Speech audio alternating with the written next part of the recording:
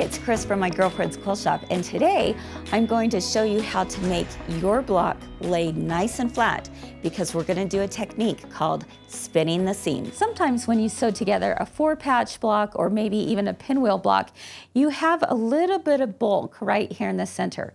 Well, in order to get that to lay nice and flat, we're going to do what's called spinning the seam. How do you do it? Well, once you have sewn your patches together, you're going to look for the last vertical seam that you just did, which is this one. And then find the seam that is going perpendicular into that one. And that is the seam that you're going to do a little bit of unpicking. Not a lot.